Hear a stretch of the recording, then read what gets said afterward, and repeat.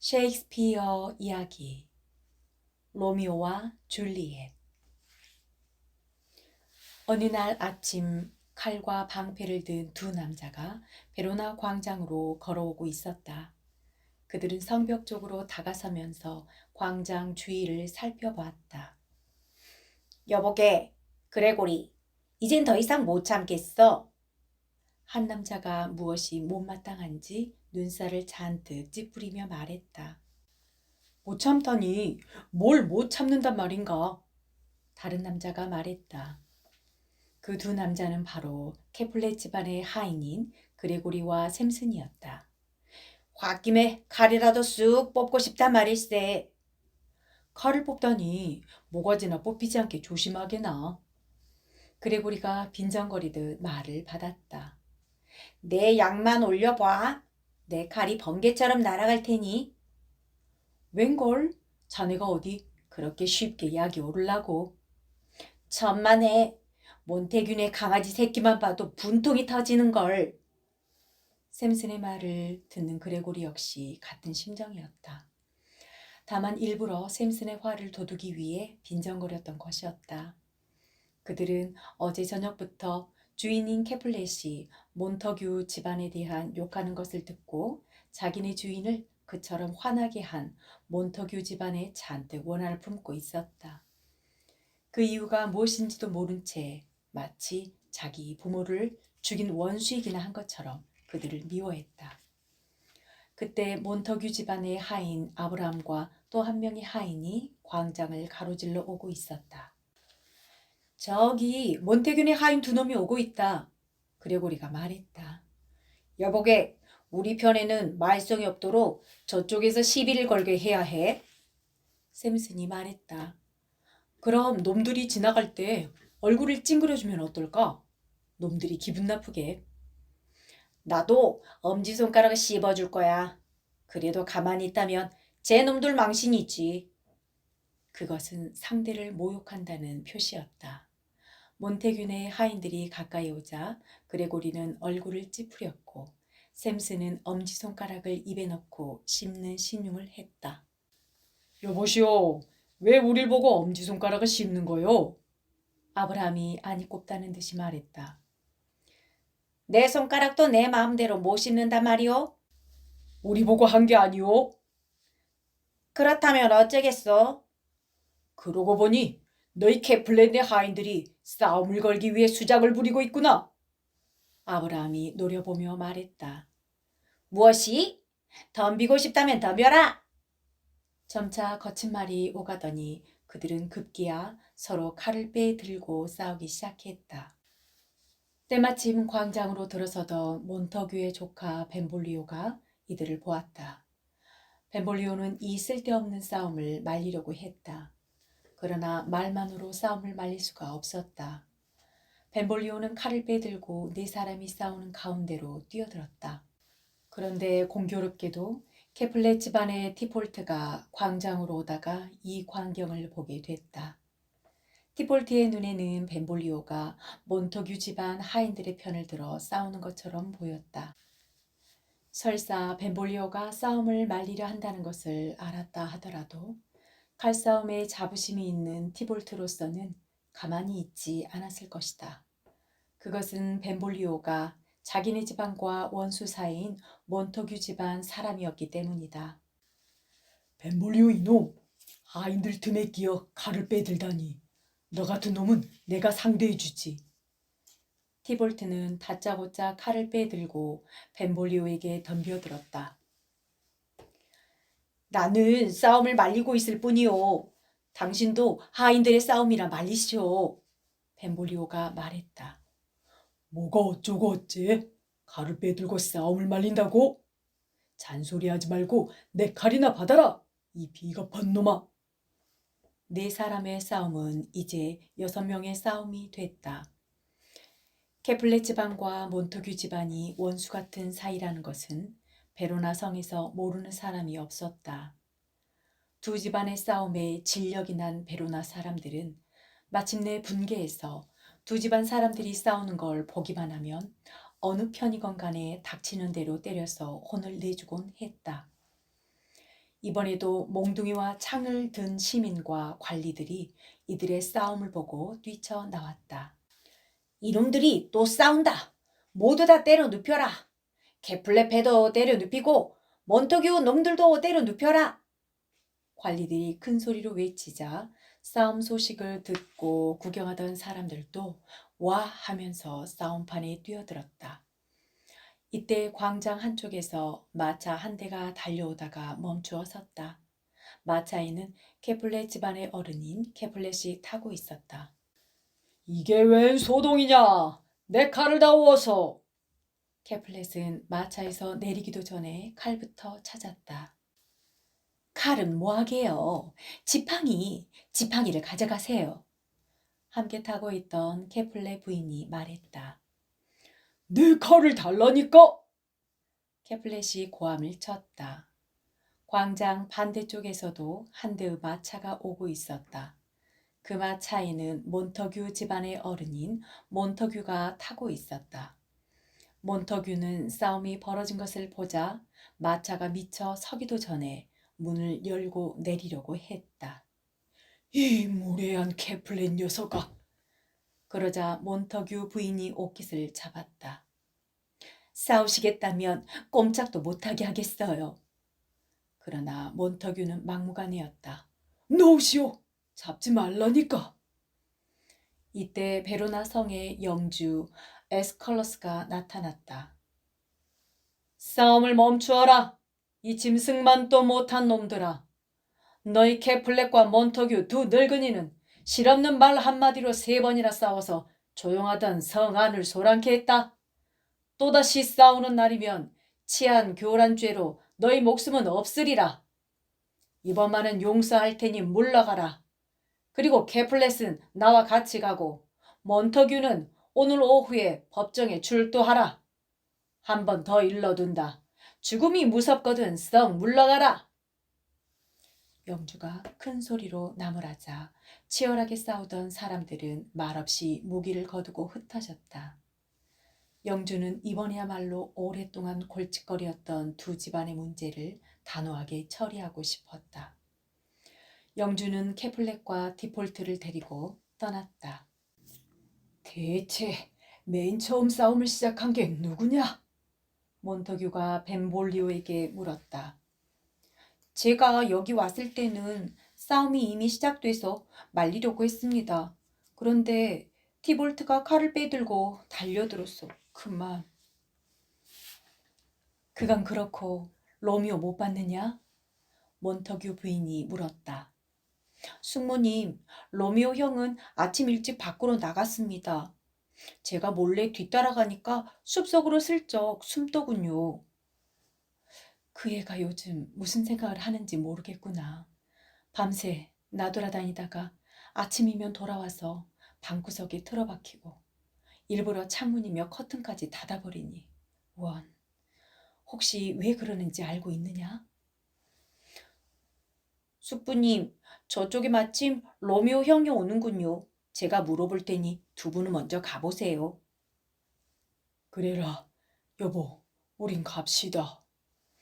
몬터규 내외는 마차를 타고 떠났다. 벤볼리오, 저기 가는 건 아버지 마차가 아니냐? 가까이 온 로미오가 물었다. 맞아. 그런데 형, 요즘 무슨 고민이 있어? 사랑에 빠진 거야? 저 사실은 사랑하는 여자가 있는데 반응이 없어.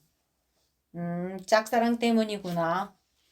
그래, 짝사랑이 이처럼 괴로운 것인 줄 예전엔 미처 몰랐어. 형이 사랑하는 여자가 누군데? 아름다운 여자야. 그런데 아무리 내 마음을 고백해도 들은 척도 하지 않아. 형, 그런 여자는 생각하지도 말고 잊어버려. 눈을 크게 뜨고 다른 여자를 찾아봐. 미인은 그 여자뿐이 아닐 거야. 베로나에는 미인이 아주 많다고. 그런데 그게 안 돼. 다른 여자를 보면 볼수록 그 여자 생각이 더 난단 말이야. 난 집으로 가겠어. 다음에 또 만나? 로미오는 인사를 남기고 재빨리 광장을 가로질러 사라져 갔다.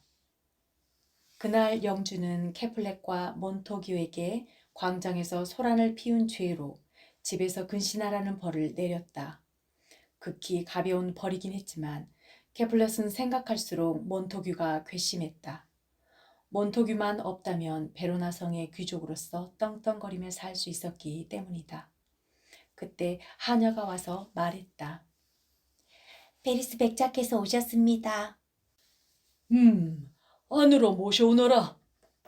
페리스 백작은 미남 청년으로 베로나의 영주인 에스컬러스의 친척이기도 했다. 안녕하십니까? 낮에 광장에서 있었던 일로 많이 언짢으시지요?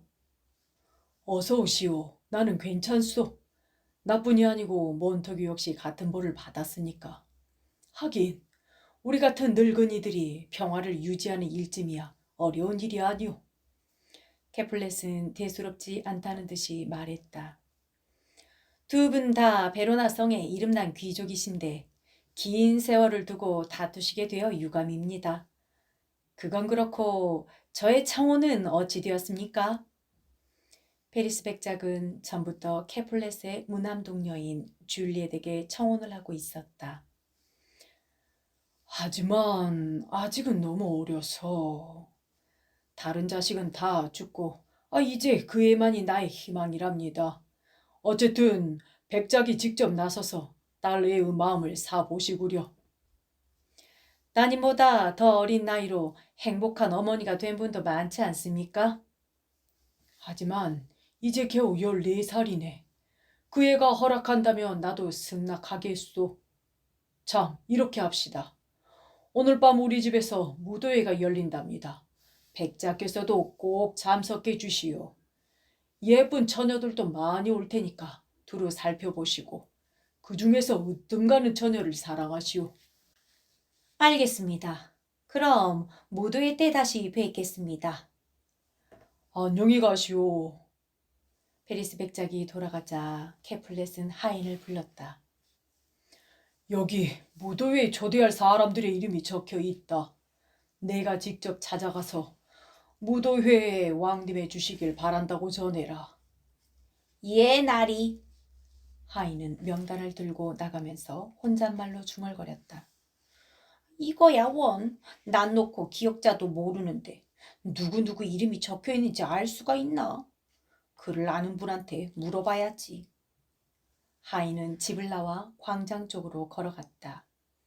옳지? 저기 누가 오는군. 그들은 바로 로미오와 벤볼리였다. 안녕하십니까, 나리? 저 글 읽을 줄 아시죠? 읽을 줄이야 알지. 왜 그러나? 이걸 좀 읽어주셨으면 해서요. 하인은 이름이 적힌 종이를 로미오에게 주었다. 어디 보자.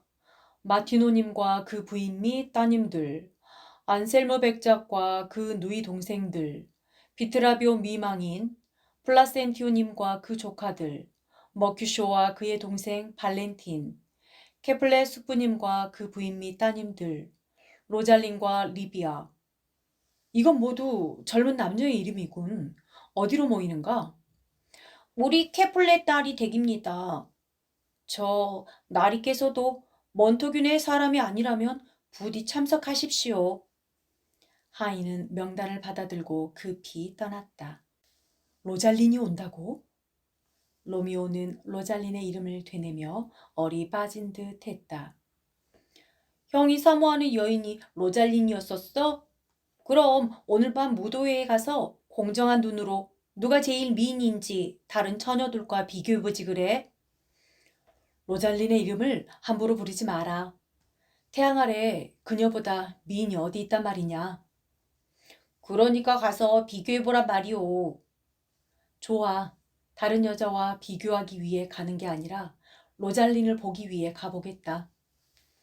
한편 캐플렛의 집에서는 캐플렛 부인이 줄리엣과 이야기를 나누고 있었다.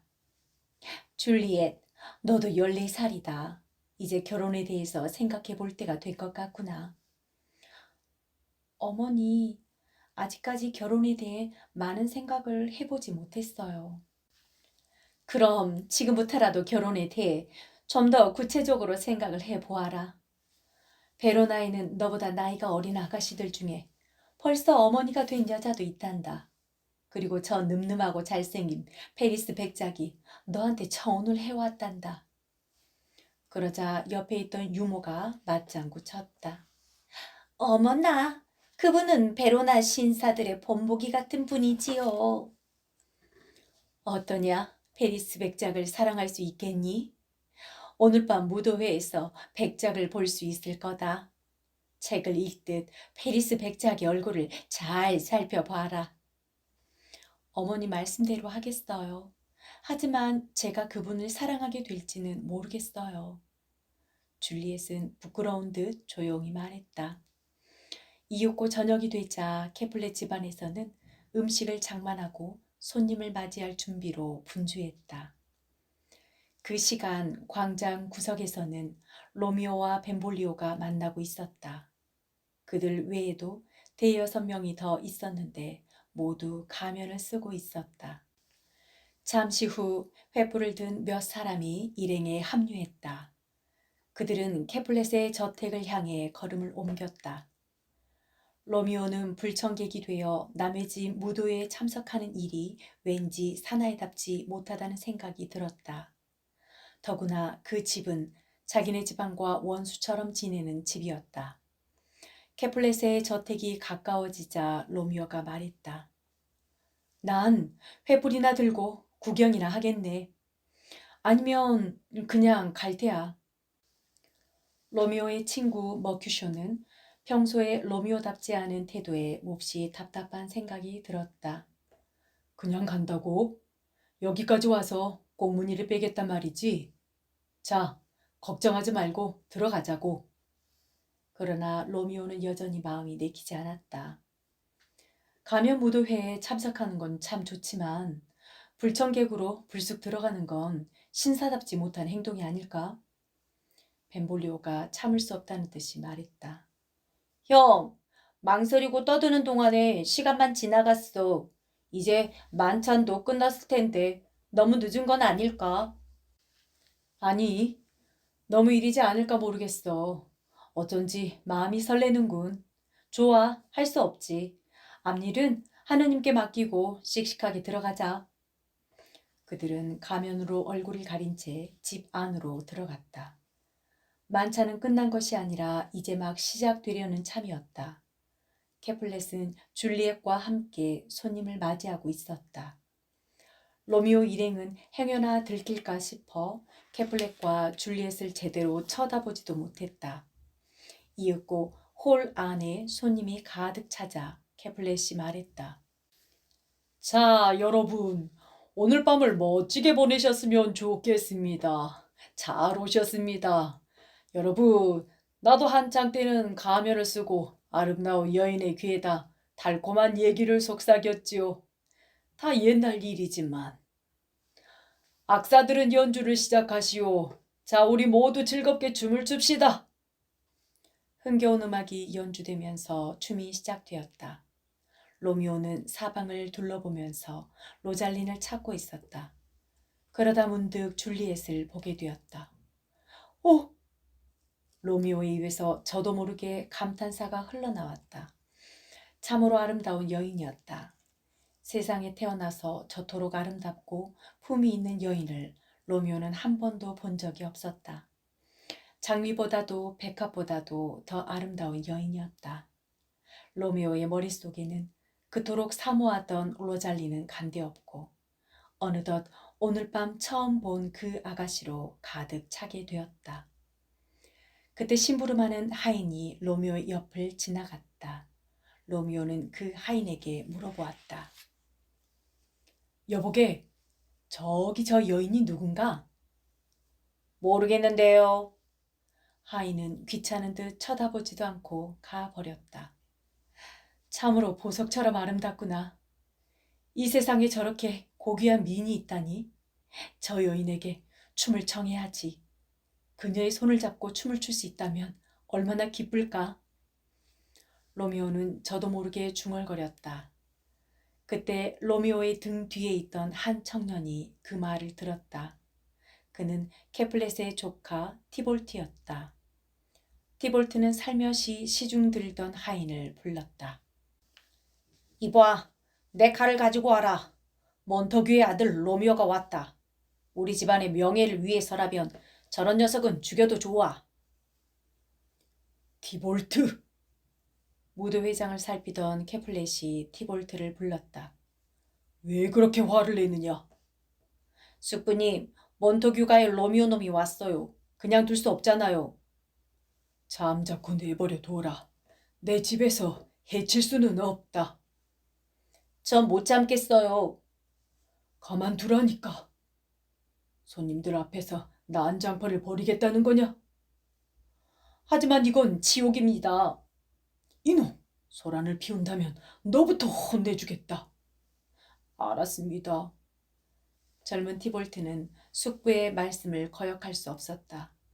그러나 속이 타서 그 자리에 있기도 싫었다. 어디 보자 이놈, 쓴맛을 보여주고 말겠다. 티볼트는 밖으로 나갔다. 첫 번째 음악이 끝나고 춤추던 사람들이 이리저리 흩어졌다. 줄리엣이 테라스로 나가자 로미오는 그 뒤를 따라갔다. 줄리엣이 뒤를 돌아봤다. 로미오는 함께 춤을 추자는 듯이 줄리엣의 손을 잡으며 말했다. 오, 아름다운 아가씨. 당신은 이 세상의 아름다움이 얼마나 하찮은 것인가를 내게 가르쳐 주었소. 그게 무슨 말씀이죠? 당신의 아름다움 때문이요. 로미오는 가면을 벗었다. 단정한 얼굴, 쏘는 듯 빛나는 두 눈, 늠름하고 당당한 로미오의 모습에 줄리엣의 가슴도 두근거리기 시작했다. 당신을 본 후 내 눈은 멀어서 다른 것은 볼 수 없게 되었소. 로미오는 진심에서 우러나온 사랑의 고백을 했다. 하지만 우리는 지금 처음 만난 사이가 아닌가요? 줄리엣은 부끄러운 듯 말했다. 사랑은 첫눈에 반하는 것이요. 우리가 매일 만나는 그 많은 사람들 중에 진정 사랑을 느끼는 사람이 있었어? 그건 그렇군요. 줄리엣도 동의했다. 오, 아름다운 아가씨. 당신의 입술에 키스하게 해주시오. 그러면 내 죄가 씻겨질 것이오. 로미오는 줄리엣의 입술에 키스했다. 어머, 당신의 죄를 내 입술에 옮겨 놓았군요. 내 입술의 죄를? 그렇다면 다시 돌려주시오. 로미오는 다시 키스했다. 이때 유모가 줄리엣을 찾으러 왔다. 로미오는 황급히 가면을 썼다. 잘생긴 젊은이군요. 아가씨, 어머님이 부르십니다. 어머님이라니? 그분은 누구신가요? 유모에게 로미오가 물었다. 어머님은 이 댁의 마님이시죠. 뭐라고요? 그 순간 로미오는 뒤통수를 한 대 얻어맞은 듯 깜짝 놀랐다. 벤볼리오가 다가오면서 말했다. 형, 돌아가자. 흥이 한창일 때 사라지는 것이 현명한 일이야. 글쎄, 그렇긴 하지만 로미오는 줄리엣을 한 번 더 만나고 싶은 마음에 망설였다. 캐플렛은 몬터균의 사람들이 더 오래 머물다가는 뜻하지 않은 사고가 생길지도 모른다고 생각했다. 그래서 생각보다 좀 일찍 무도회를 끝내기로 했다. 자, 여러분, 고맙습니다. 아쉽지만 흥겨운 무도회를 여기서 끝낼까 합니다. 안녕히 가십시오. 캐플렛은 정중하게 마지막 인사를 했다. 로미오가 맨 뒤에서 문 밖으로 나가는 것을 보고 줄리엣이 물었다. 유모, 저 신사는 누구야? 티베리오 영감님의 외아들입니다. 아이 참, 나와 함께 테라스에 있던 그분 말이야. 모르겠는데요. 유모는 일부러 모른 채 했다. 그럼 유모가 가서 물어보고 와. 결혼을 했는지도 알아보고. 유모는 할 수 없이 사실대로 말했다. 몬터규가의 외아들 로미오예요. 원수 집안의 아들이지요. 원수 집안의 아들이라고? 하지만 이미 늦었어. 아, 난 어쩌면 좋아? 줄리엣은 쓰러질 듯 비틀거렸다. 로미오가 첫눈에 줄리엣에게 반했듯 줄리엣도 첫눈에 로미오를 사랑하게 된 것이다. 한편 함께 온 친구들을 뒤따라가던 로미오는 무슨 생각을 했는지 캐플렛 집의 담 옆으로 살짝 숨었다. 그리고 아무도 보는 사람이 없자 담장을 넘어 정원으로 뛰어내렸다. 줄리엣의 방은 어딜까? 로미오는 어둠 속에서 사방을 살펴보았다. 그때 2층의 창문이 열리더니 줄리엣의 모습이 보였다. 아, 로미오님, 당신의 이름은 왜 로미오인가요? 제가 캐플렛이라는 성을 버린다면 당신도 몬토규라는 성을 버릴 수 있나요? 줄리엣은 탄식을 하듯 혼자서 중얼거렸다. 내가 로미오라는 걸 어떻게 알았을까? 줄리엣은 내가 원수 집안의 아들이라는 걸 알면서도 사랑을 고백하고 있구나. 로미오는 너무 감격해서 참을 수가 없었다. 줄리엣, 나 역시 당신을 사랑하오. 당신이 나를 사랑한다면 내 이름을 영영 버려도 좋소. 줄리엣은 깜짝 놀라서 사방을 살펴봤다. 그러나 어둠 속에서는 아무것도 보이지 않았다. 누구신가요? 이렇게 어둠 속에서 남의 비밀을 엿듣고 있는 분은 누구세요? 줄리엣의 목소리는 떨리고 있었다. 그때 어두운 나무 그늘 속에서 한 사람이 불쑥 일어났다. 희미한 달빛에 비친 사람은 로미오였다. 오, 당신은 몬터규가의 로미오님이 아니세요? 로미오는 수목 사이를 지나 창 아래로 다가섰다. 줄리엣, 묻지 마요. 당신이 싫어하는 내 이름을 내 입으로 말하기가 싫소. 줄리엣이 떨리는 목소리로 말했다. 이 밤중에 어떻게 여기로 오셨나요? 담이 높아서 뛰어넘기도 어렵고 당신의 신분으로 우리 집 식구들에게 들키기라도 한다면 죽을지도 모르잖아요. 줄리엣은 한편으로는 기쁘면서도 또 한편으로는 걱정이 되는지 소리를 죽여 말했다. 이까지 담쯤이야 사랑의 날개를 타고 뛰어넘었지요. 돌담이 감히 사랑을 막을 수 있겠소? 사랑의 힘이라면 나는 무엇이든 할 수 있어. 하지만 우리 집 식구들에게 들키면 당신은 죽게 될 거예요. 아니요. 당신의 식구들도 나를 막지는 못해요. 당신의 사랑 없이 사느니 차라리 그들의 미움 속에 죽는 것이 나을 거요. 누구 안내로 여길 찾아오셨나요? 사랑의 안내로 찾아왔소. 아무리 험하고 먼 길이라도 사랑이 안내한다면 두려울 것이 없소. 그럼 당신은 저를 사랑하시나요? 그렇다고 대답하신다면 그 말을 믿겠어요. 저도 당신을 사랑하고 있어요. 하지만 한 번만 더 사랑한다고 맹세해 주세요. 아가씨, 사랑합니다. 맹세합니다. 아, 로미오님, 이제 됐어요. 돌아가세요. 날이 새면 당신은 빠져나갈 수가 없어요. 새벽에 오려면 멀었소. 줄리엣, 이대로 헤어질 수는 없소.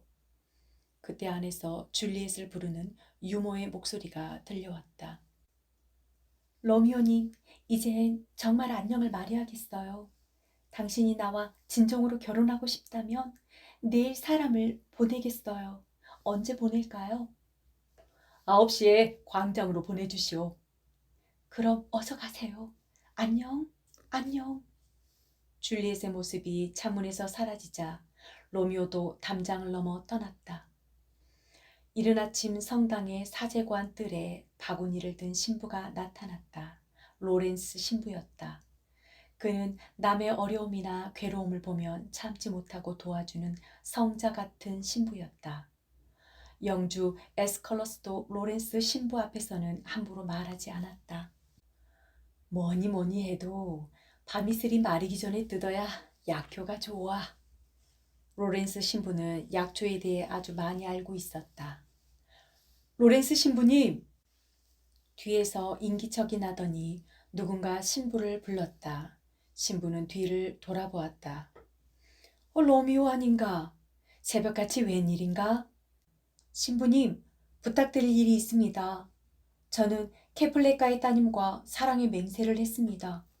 신부님께서 저희 결혼식에 주례를 서 주십시오. 부디 오늘 저희가 결혼하게 도와주십시오. 로미오, 그게 무슨 소리지?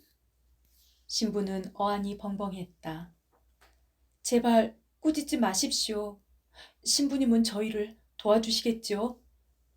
로렌스 신부는 잠시 동안 깊은 생각에 잠겨 있다가 말했다. 그래, 내가 도와주지. 이 인연으로 두 집안의 원한이 풀린다면 그보다 더 좋은 일이 어디 있겠느냐. 고맙습니다. 고맙습니다, 신부님. 신부는 로미오를 사제관으로 데리고 들어갔다. 그 무렵 베로나 광장에서는 머큐쇼와 벤볼리오가 만나고 있었다. 로미오가 간밤에 집에 안 들어왔다고? 대체 어디로 간 걸까? 글쎄 모르겠어. 그런데 말이야 머큐쇼. 디폴트가 편지를 보내왔다네. 벤볼리오가 걱정스러운 듯 말했다. 편지라고? 틀림없이 결투장이겠지. 그래. 불쌍한 로미오. 사랑의 노예가 돼서 티볼트를 이길 수 없겠지. 그때 저만치에서 로미오가 걸어왔다. 이봐 로미오. 어젯밤에 어디 갔었나? 용서해주게. 머큐쇼. 워낙 중대한 일이 있어서 그만. 오늘은 아주 기분이 좋아 보이는데. 벤볼리오와 머큐쇼는 디폴트가 보낸 결투장 얘기를 할까 말까 망설였다. 도련님들 안녕하세요. 줄리에서 유모가 다가오면서 말했다. 유모는 로미오를 보고도 못 본 채 하고 다시 물었다. 어디로 가면 로미오 도련님을 만날 수 있나요? 그건 내가 잘 알지요. 늙은 로미오도 많지만 그 중에서 내가 가장 젊은 로미오랍니다. 로미오도 장난삼아 말했다. 태기 로미오 도련님이라면 전하 말씀이 있어요. 알았습니다. 여보게 자리 좀 피해주겠나? 알았네. 알았어. 그럼 이따가 보세. 머큐쇼와 벤볼리오가 자리를 피해주었다. 도련님, 줄리엣 아가씨가 도련님을 찾아가 보라고 했어요. 도련님이 건달들처럼 아가씨를 속이신다면 그건 비겁하고 죄받을 일입니다. 그런 걱정은 마시오. 오늘 오후에 고해성사에 나오라고 하시오. 신부님께 고해를 하고 곧 결혼식을 한다고 전하시오. 그러니까 오늘 오후라고 하셨죠. 그렇게 전하겠습니다. 그리고 유모는 성담 담 뒤에서 기다려주시오. 1시간 안으로 내 하인이 줄사다리를 넘겨줄 것이오. 아가씨한테 아무도 꼭 전해주시오. 예, 전번이라도 전해드리지요. 유모는 로미오와 헤어져 사제관으로 갔다. 한편 줄리엣은 아까부터 정원을 서성거리며 유모를 기다리고 있었다. 9시에 간 유모가 30분이면 온다더니 왜 안 올까? 혹시 그 일을 못 만난 건 아닐까? 시간이 지날수록 줄리엣의 불안은 커져만 갔다. 유모가 온 것은 2시간이나 지나서였다. 유모, 그 일 만났어? 결혼을 한대? 언제 한대? 어디서? 줄리엣은 숨가쁘게 물었다. 아가씨, 그렇게 한꺼번에 물으면 어떻게 대답할 수 있겠어요? 유모는 일부러 늑장을 부리는 것 같았다. 유모, 제발. 줄리엣은 간절히 비는 심정으로 말했다. 어서 로렌스 신부님의 사죄관으로 가보세요. 로미오님이 아가씨와 결혼하기 위해 기다리고 있어요. 그날 오후 성당에서는 로미오와 줄리엣의 결혼식이 있었다. 주례를 선 로렌스 신부와 신랑 신부 외에 아무도 없었지만 두 사람은 이 세상 누구보다도 행복했다. 이 무렵 머큐쇼와 벤볼리오는 로미오를 찾아 이리저리 돌아다니다가 베로나 광장으로 왔다. 해는 벌써 정오를 지나고 있었다. 로미오 형은 도대체 어딜 가고 안 보일까? 케플레카 녀석들이 여기저기 돌아다니고 있는데 벤볼리오가 걱정스러운 듯 말했다. 왜? 겁나? 케플레카 녀석들을 만나면 싸움을 피할 수 없잖아. 결투장까지 보냈는데. 호랑이도 제 말하면 온다더니 정말 케플레페가 오고 있군. 아닌 게 아니라 골목 저쪽에서 티볼트와 하인 몇 명이 광장 안으로 걸어오는 게 보였다. 당신네 두 사람 가운데 한 사람과 한마디 할 얘기가 있어. 티볼트가 거만하게 말했다. 우리 가운데 한 사람과 한마디 할 얘기가 있다고? 한마디가 아니라 한바탕이 아니오. 머큐쇼가 날카롭게 내쏘았다. 머큐쇼, 너는 로미오의 친구지? 그래, 그게 어쨌다는 거냐? 네 놈이 상관할 일이 아니잖아. 두 사람의 말투는 점점 사나워졌다. 벤볼리오가 참다 못해서 끼어들었다. 여긴 사람이 많이 다니는 곳이야. 사람들의 눈이 너무 많다고. 조용한 곳으로 가서 따져보든지 아니면 그냥 헤어지든지 하세. 벤볼리오는 어떻게든 싸움을 말리고 싶었다. 사람의 눈은 보라고 달린 거야. 보고 싶으면 마음대로 보라지. 난 남의 비위를 맞추자고 물러서는 건 질색이니까. 그때 머큐쇼의 뒤쪽에서 로미오가 공중공중 뛰며 광장을 향해 다가왔다. 기쁨에 겨워 어쩔 줄 모르겠다는 걸음걸이였다. 로미오가 오는 것을 먼저 본 사람은 티볼트였다. 머큐쇼, 너와는 다투고 싶지 않아. 저 녀석이 나타났으니까. 머큐쇼는 뒤를 돌아보았다. 로미오가 행복하게 웃으며 뛰어오고 있었다. 머큐쇼는 로미오를 싸움판에 끌어들이고 싶지 않았다. 그래서 일부러 티볼트의 화를 더욱 돋우었다. 이봐 티볼트, 로미오가 네 놈의 종놈 옷이라도 입고 있단 말이냐? 그렇게 싸움이 하고 싶다면 어서 나서 보시지. 하지만 티볼트는 머큐쇼가 뭘 하든 관심이 없었다. 그의 관심은 온통 로미오에게 집중돼 있었다. 이봐 로미오, 내가 네 놈한테 아무리 아첨을 한다고 해도 이보다 더 좋은 말을 할 수가 없다. 이 더러운 깡패 같은 놈아. 티볼트가 아무리 심한 욕을 해도 로미오는 화를 내지 않았다.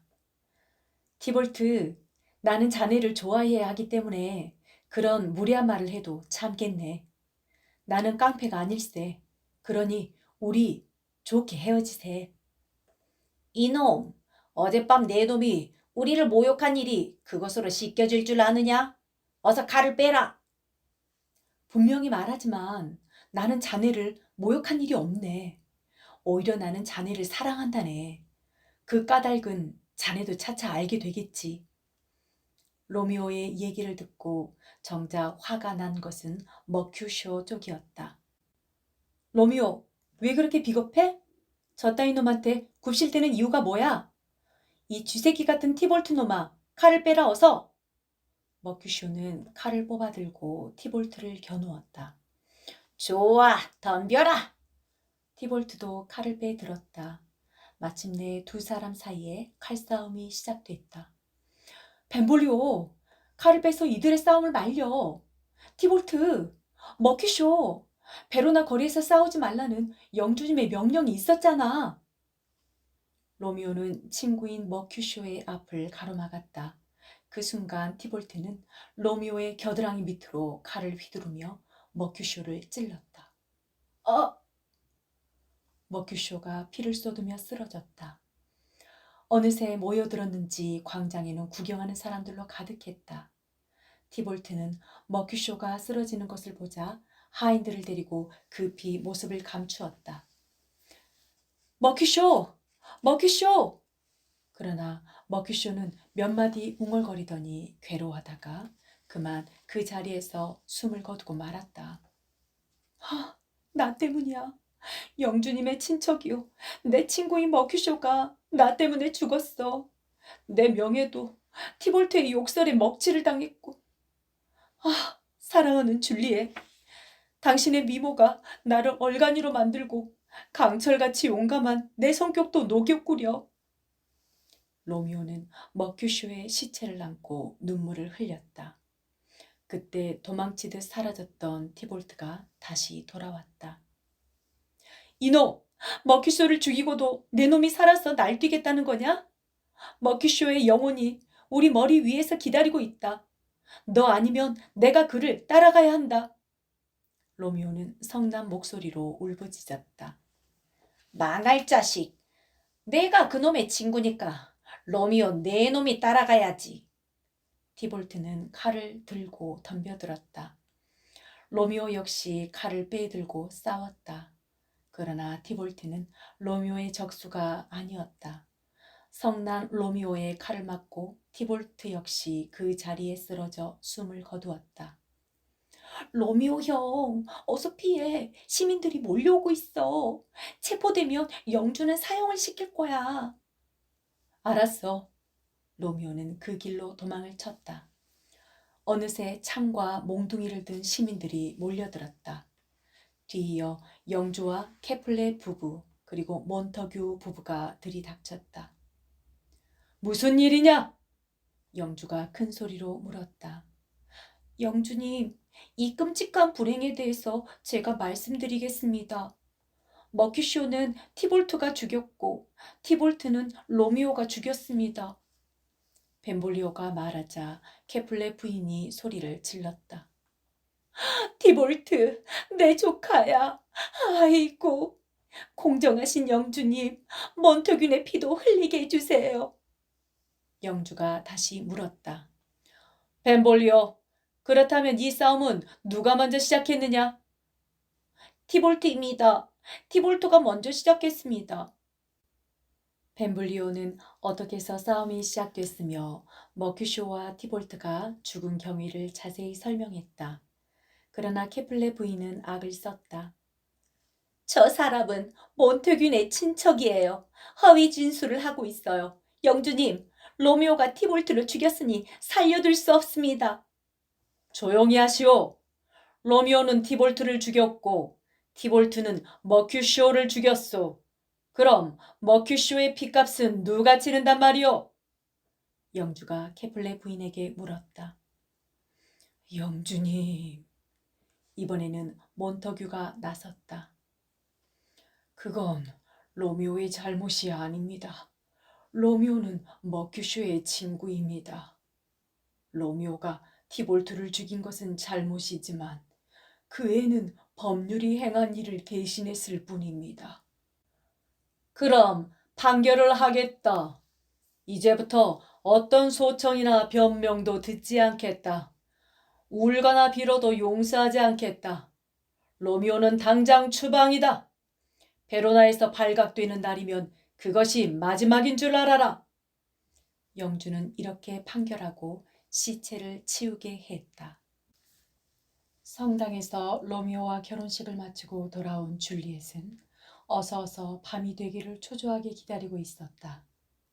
밤이 되면 사랑하는 로미오가 다시 찾아오기로 약속했기 때문이다.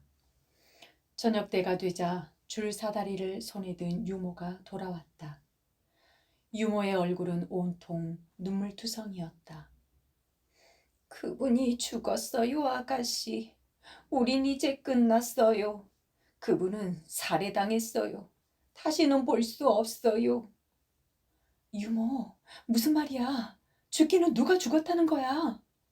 줄리엣은 깜짝 놀라서 유모를 붙잡고 물었다.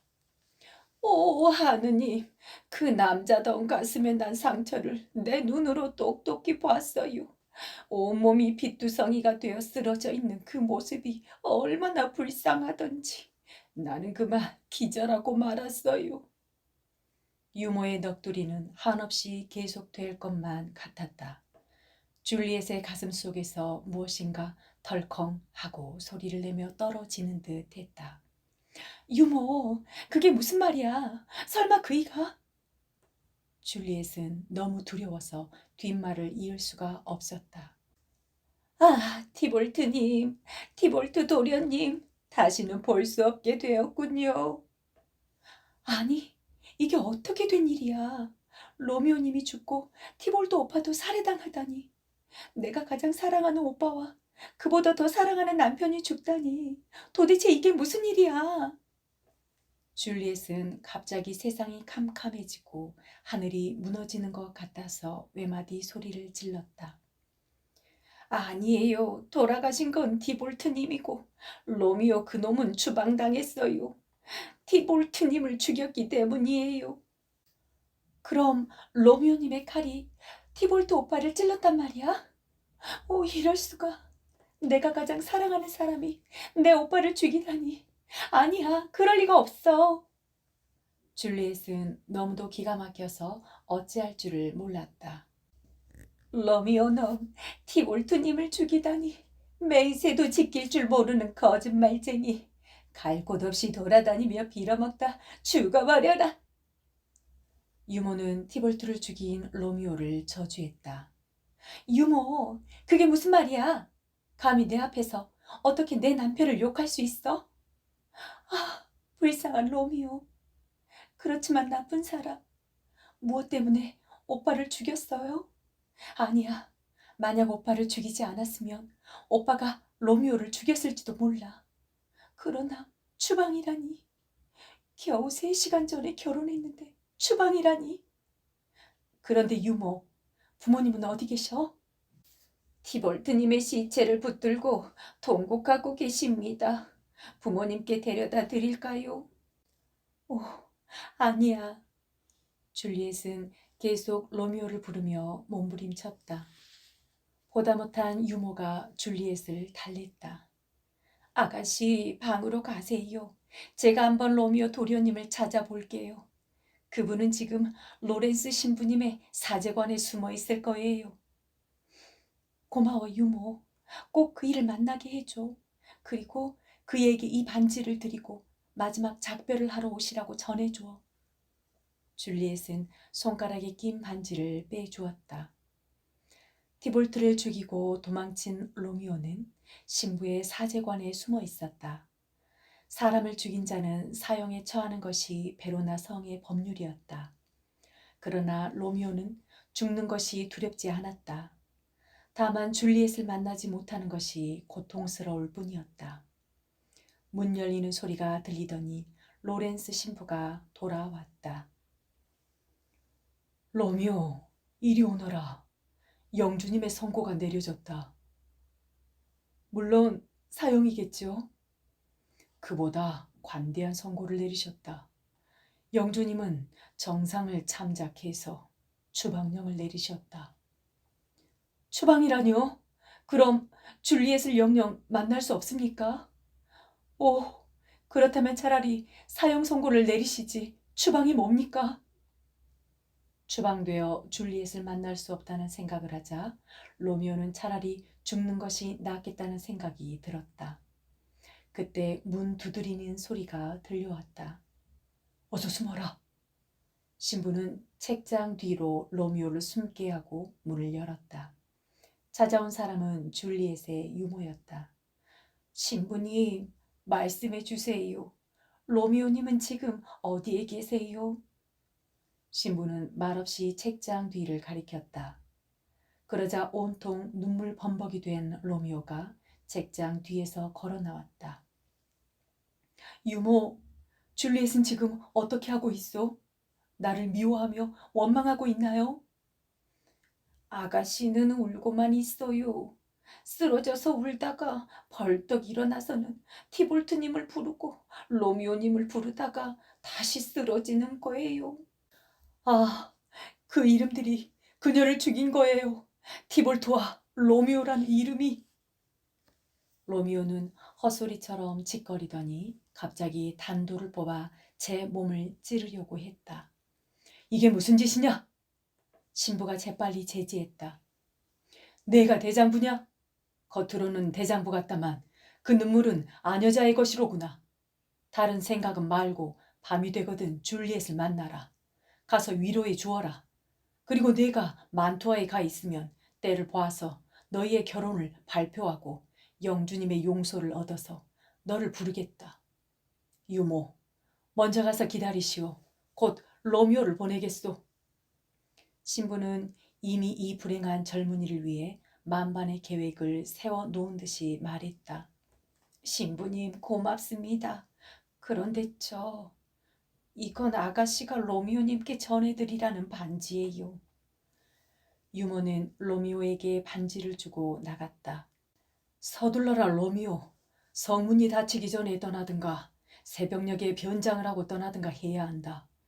잠시 만투아에 가 있으면 내 하인을 시켜 기별하겠다. 신부님은 저를 다시 한번 살려주셨습니다. 그럼 안녕히 계세요. 로미오는 사제관을 나와 어둠 속으로 사라졌다. 이 무렵 캐플렛의 집 응접실에는 페리스 백작이 찾아와서 줄리엣과의 결혼 문제를 얘기하고 있었다. 이렇게 불행한 시기이고 보니 더 이상 드릴 말씀이 없군요. 페리스 백작, 결혼을 허락하겠소.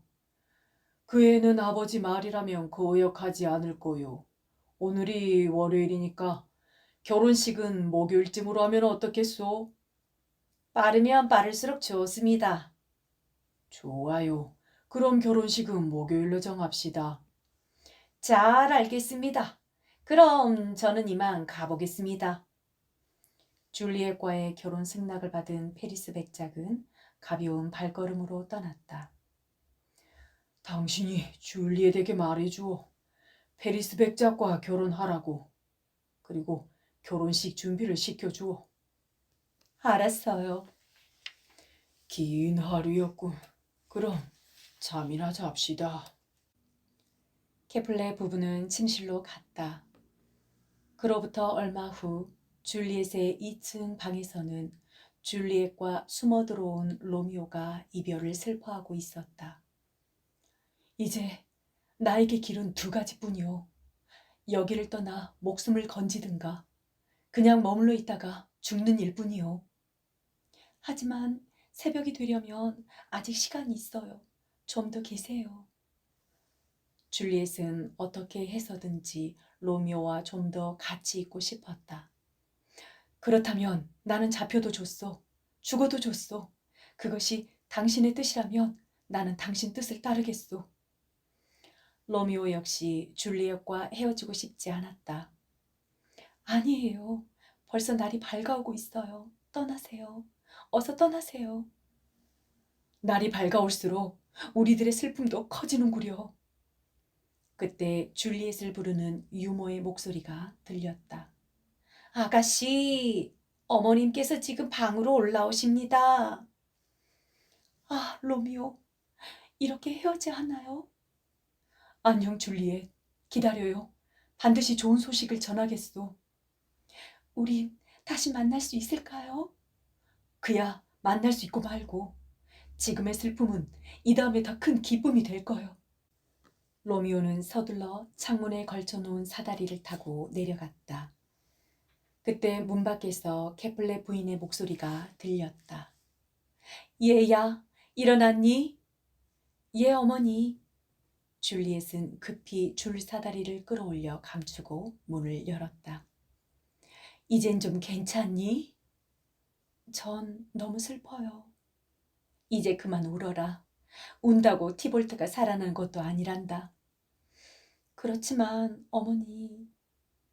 줄리엣의 눈에서는 또 눈물이 흘러내렸다. 내가 우는 걸 보니 망나니 같은 로미오가 생각나는구나. 티볼트는 죽었는데 그 원수놈은 살아있으니 오죽 분하겠니? 케플레 부인은 줄리엣이 흘리는 눈물이 티볼트의 죽음 때문이 아니라 로미오와의 이별 때문이라는 것을 알지 못했다. 염려 마라. 그놈은 만투아에 가 있을 거다. 기어코 원수를 갚고야 말겠다. 사람을 보내 독약이라도 먹여 죽이고 싶구나. 케플레 부인의 말은 줄리엣의 가슴을 철렁 내려앉게 했다. 그러나 사실대로 얘기할 수는 없었다. 줄리엣은 문득 한 가지 생각이 떠올랐다. 어머니, 그 독약은 제가 만들겠어요. 독약을 가져갈 사람만 구해주시면 그 살인자에게 복수할 수 있을 거예요. 그래라. 그리고 기쁜 소식을 말해주겠다. 이렇게 슬픈 때 기쁜 소식이라니요? 다음 목요일 아침에 저 늠름하고 점잖은 페리스 백장님이 너를 신부로 맡게 되었단다. 순간 줄리엣의 얼굴은 하얗게 질리고 말았다. 어머니, 저는 절대 페리스 백작과 결혼하지 않겠어요. 그 사람과 결혼하느니 차라리 원수인 로미오와 결혼하겠어요. 무슨 말이냐? 그건 아버지가 결정하신 일이다. 그러나 줄리엣은 페리스 백작과의 결혼을 한사코 거부했다. 이 일은 마침내 캐플렛에게까지 알려지게 되었다. 그러자 그토록 인자하고 다정하던 아버지 캐플렛은 길길이 뛰며 화를 냈다. 뭐야? 싫다고? 그런 말은 통하지 않아. 오는 목요일에 페리스 백작하고 결혼할 준비나 해라. 그게 싫다면 당장 집에서 나가거라. 목을 메고 죽든 말든 다시는 내 앞에 나타나지 마라. 여보, 그건 너무 지나친 말씀이잖아요. 듣다 못해 부인이 참견하고 나섰다. 밤낮 저녁게나 딸의 혼인만 걱정해 왔는데 싫다고? 그래, 정말 싫다면 그만두어라.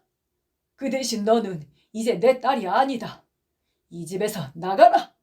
내 자식이 아닌 바에야 나가서 굶어 죽든 내 알바가 아니다. 캐플렛은 너무도 화가 나서 밖으로 나가버렸다. 너 하고 싶은 대로 하겠다면 그러려무나 나 역시 너를 딸로 생각하지 않겠다. 캐플렛 부인 역시 화가 나서 나가버렸다. 유모, 이 일을 어쩌면 좋아? 난 어떻게 해? 줄리엣은 너무도 상심해서 침대에 엎드려 울었다. 아가씨, 제 생각에는 백작과 결혼하는 것이 좋을 것 같아요. 결혼은 했다지만 로미오님은 언제 만날지도 모르고 게다가 죽은 거나 마찬가지잖아요. 백작은 훌륭한 분이에요. 아가씨를 틀림없이 행복하게 해줄 거예요. 유모가 달래듯이 말했다. 유모, 그게 진심이야? 그래요, 진심이에요. 알았어. 그렇다면 나도 사제관에 가서 신부님께 참여하고 용서를 빌겠어. 잘 생각하셨어요, 아가씨. 제가 마님께 말씀드리겠어요. 유모는 방에서 나갔다. 마귀 같은 유모, 더러운 할망구. 그토록 칭찬하던 로미오를 욕하다니. 다시는 만나지 않겠어. 그렇지. 신부님께 의논하면 좋은 방법이 있을지도 몰라. 줄리엣은 벌떡 일어나서 눈물을 닦고 외출을 서둘렀다. 로렌스 신부를 찾아가려는 것이었다. 그때 로렌스 신부는 페리스 백작과 만나 얘기를 하고 있었다. 그러니까 결혼식이 목요일이라고 하셨나요? 그렇소. 캐플렛 장인께서 서둘러 정한 겁니다. 저도 미룰 이유가 없지요. 하지만 아가씨 마음이 어떤지 알아보셨나요? 티볼트의 죽음을 너무 슬퍼하고 있어서 만나지는 못했지만 결혼을 하고 나면 슬픔도 사라지겠지요. 로렌스 신부는 눈앞이 캄캄해졌다. 아, 저기 줄리엣이 오는군요. 신부가 깊은 생각에 잠겨 있을 때 백작이 말했다. 오, 줄리엣, 내 신부. 내 아내 잘 만났어. 백작이 싱글거리며 말했다. 혹시 제가 아내가 된 뒤에나 그렇게 부르는 게 어떠세요? 줄리엣은 비꼬듯이 말했다. 그 혹시가 오는 목요일에는 반드시 실현될 거요. 반드시 실현된다면 되겠지요. 로렌스 신부도 참을 수 없어 한마디 했다. 대답치고는 명답이군. 신부님께 참여하러 오셨나요? 페리스 백작이 조심스럽게 물었다. 그런 말은 신부님만이 물을 수 있는 게 아닌가요? 줄리엣의 태도는 여전히 냉담했다. 줄리엣은 로렌스 신부를 돌아보며 말했다. 신부님, 조용히 드릴 말씀이 있습니다. 바쁘시다면 저녁 때 다시 오겠습니다. 지금은 바쁘지 않아. 들어가도록 하지. 백작님, 그럼 여기서 실례하겠습니다. 신부는 백작에게 작별 인사를 했다. 백작은 줄리엣과 더 이야기하고 싶었지만 어쩔 수 없었다. 그럼 저는 돌아가겠습니다. 목요일 아침에 일찍 오겠습니다.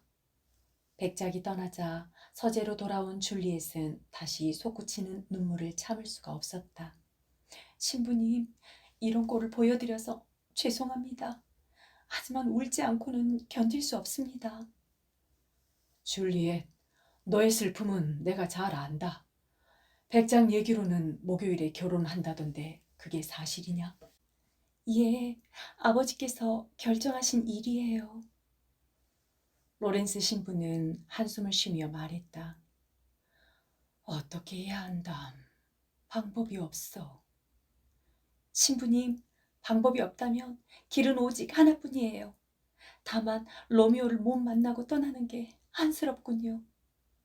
아니다, 줄리엣. 전혀 희망이 없는 건 아니야. 죽을 결심을 할 만큼 용기가 있다면 해결할 방법도 있기 마련이지. 신부님, 가르쳐 주세요. 저는 어떤 일이라도 할 수 있어요.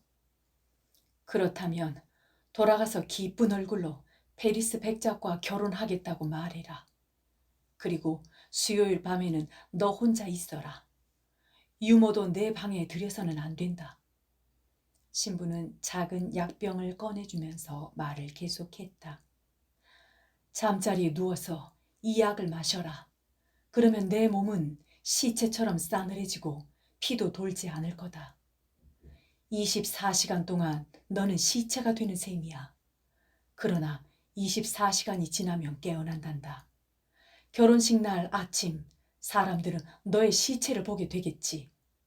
그러면 관습대로 가장 좋은 옷을 입혀 뚜껑 없는 관에 넣어서 케플레 집안의 조상들이 묻혀있는 가족 묘지로 갈 것이다. 나는 이 일을 로미오에게 편지로 알리겠다. 로미오는 내가 깨어날 때를 기다려 너와 함께 만투하러 갈 것이다. 그렇게 하면 너는 이 위기를 벗어날 수 있을 거야. 다만 불안함 때문에 용기를 잃지 않기를. 그럼 그 약을 어서 저에게 주세요. 불안 같은 것은 염려하지 마시고요. 신부는 약병을 줄리엣에게 주었다. 좋다. 가봐라. 나는 신부 한 사람을 만투하러 보내 로미오에게 알리겠다. 신부님, 감사합니다. 줄리엣은 올 때의 무겁던 마음과는 달리 새로운 희망에 들떠서 집으로 향했다. 캐플렛의 저택에서는 결혼식 준비가 한창이었다. 백작과는 죽어도 결혼하지 않겠다던 줄리엣이 마음을 바꾸어 부모에게 용서를 빌고 결혼을 하겠다고 말했기 때문이다. 그래서 신부의 예쁜 옷을 장만하고 피로연을 위해 많은 음식도 장만하느라 분주했다. 수요일 밤이 되었다. 이 밤이 지나면 줄리엣은 페리스 백작의 아내가 될 터였다. 어머니, 오늘 밤은 저 혼자 있고 싶어요. 유모도 데리고 가세요. 그래라. 푹 쉬어야 예쁜 신부가 되지. 케플레 부인은 유모를 데리고 나갔다. 혼자 남은 줄리엣은 온갖 생각을 다 했다. 어머니, 아버지와는 언제 다시 만날 수 있을지, 그 약이 과연 제대로 약효를 발휘할지 겁도 나고 불안해지기도 했다. 혹시 먹으면 영원히 죽는 독약이 아닐까 걱정도 되었다. 죽어서 관 속에 누워있는 자신의 모습이 보이는 것 같아 소름이 끼치기도 했다. 그러나 페리스 백작과 결혼하지 않으려면 약을 먹어야 했다. 밤이 깊어지자 줄리엣은 예쁜 옷으로 갈아입고 약을 마셨다. 그리고 침대 위로 올라가서 누웠다. 마침내 아침이 되었다. 캐플렛 집안 사람들은 모두 바쁘게 설쳐댔다. 여보, 줄리엣을 깨워서 빨리 옷을 갈아입혀요. 신랑이 벌써 왔어. 저것 봐. 밖에서 악대 소리가 들리지 않아? 아니, 유모가 가봐요. 캐플렛은 새벽같이 일어나서 서둘렀다. 아가씨, 줄리엣 아가씨. 유모가 줄리엣을 부르며 2층으로 올라갔다. 아가씨, 일어나세요. 신랑은 벌써 왔다고요. 유모는 침대를 가린 커튼을 걷었다. 줄리엣은 새 옷을 입은 채 반듯하게 누워 있었다. 아가씨, 일어나세요. 아가씨. 아니, 이런. 아이고, 이게 웬일이야. 아가씨가 죽었어요. 마님, 나리. 아가씨가 죽었어요. 유모의 고함 소리는 온 집 안을 울렸다. 캐플레 부인이 뛰어 올라왔다. 줄리엣이 어떻게 되었다고? 줄리엣! 아이고, 내 딸 줄리엣! 캐플레 부인이 울음을 터뜨렸다. 뒤이어 캐플렛이 2층으로 올라왔다. 줄리엣이 죽었다니, 그게 무슨 말이오? 어디 보자. 이런, 온몸이 자디차구나. 피는 멈추고 손발은 굳어있고 서리에 꽃잎이 시들듯 죽음이 내렸구나. 캐플렛 집안은 결혼식에 들뜬 분위기에서 갑자기 깊은 슬픔으로 가득 차게 되었다. 그때 페리스 백작과 로렌스 신부, 축하 음악을 연주할 악대가 집 안으로 들어왔다. 신부는 죽었소. 죽음의 신이 데려가고 말았소. 캐플렛이 비통한 음성으로 말했다. 자, 모두 진정하시오. 로렌스 신부는 비통함에 빠져있는 사람들을 위로하며 말했다. 슬퍼한다고 해서 불행이 사라지는 건 아닙니다. 누구나 하느님의 자손인 것처럼 줄리엣도 이제 부모님과 주변 사람들의 곁을 떠나 하느님께로 갔습니다. 자, 슬픔을 거두세요. 아름다운 줄리엣의 시체를 장미꽃으로 장식하고 가장 좋은 옷을 입혀 성당으로 옮깁시다. 캐플렛이 비통하게 말했다. 잔치에 쓰려던 꽃이 장례에 쓰이고 축하의 음악이 서글픈 종소리로 변했소. 모든 것이 거꾸로 돌아가는 세상이요. 유모는 줄리엣의 시체 위에 꽃을 뿌렸다.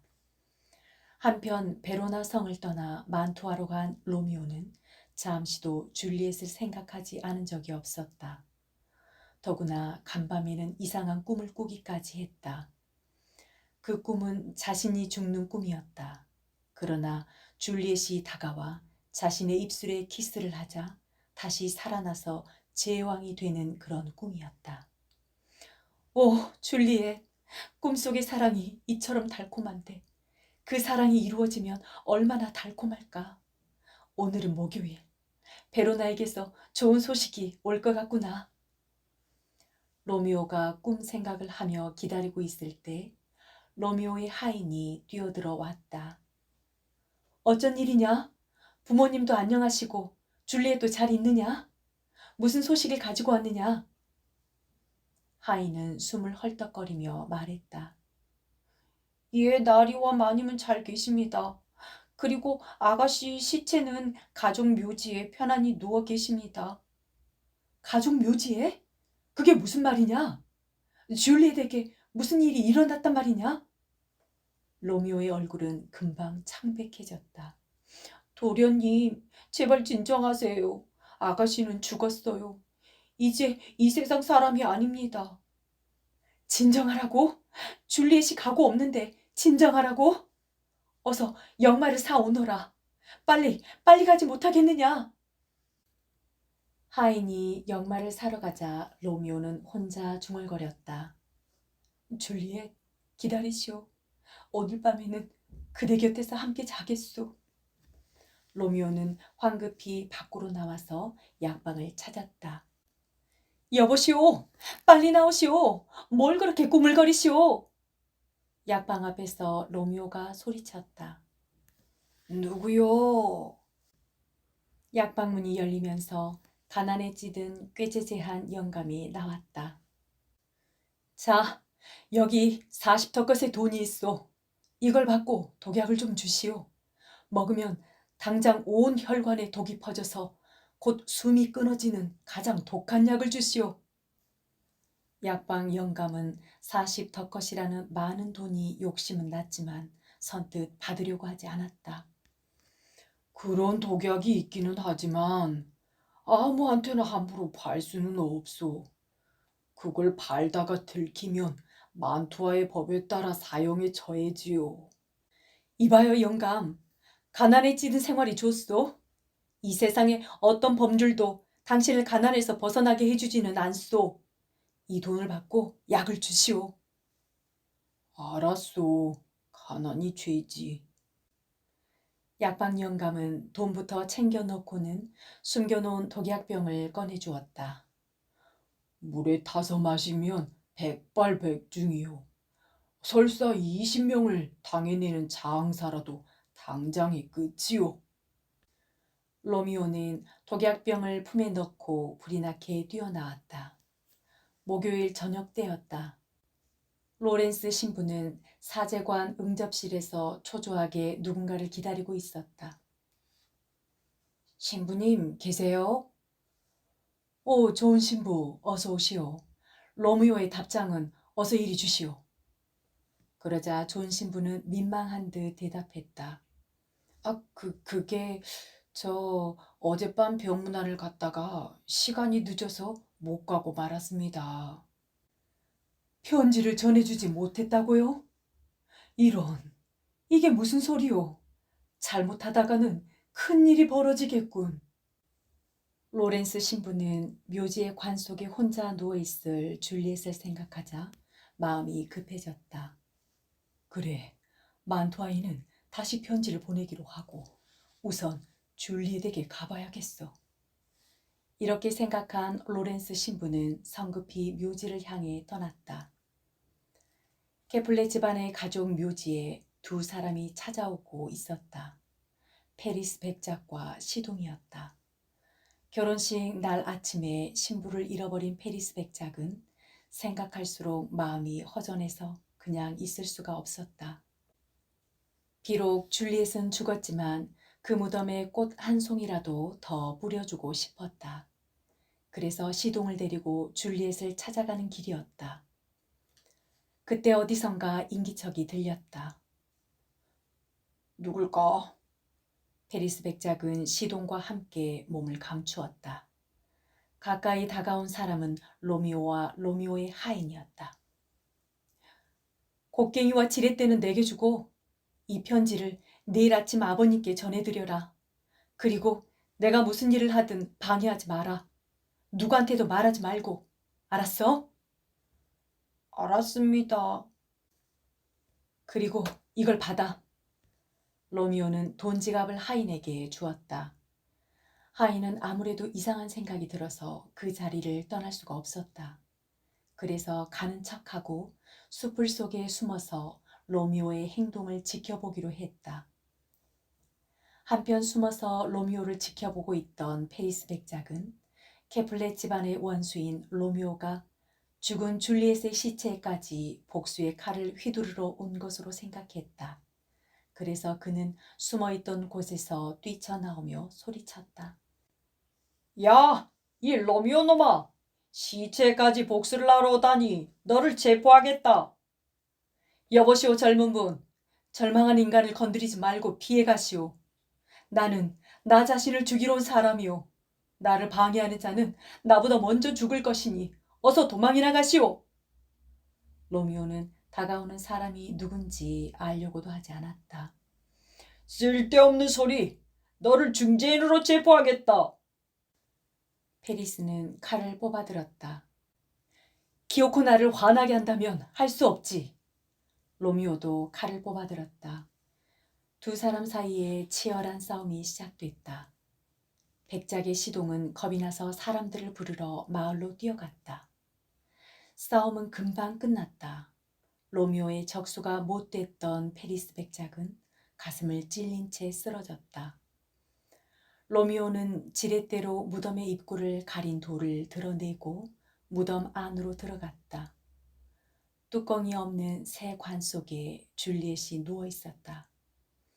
죽은 것이 아니라 마치 잠을 자는 듯 했다. 사랑하는 줄리엣, 당신은 왜 아직도 이렇게 아름다운 것이오? 마치 잠자는 공주 같구려.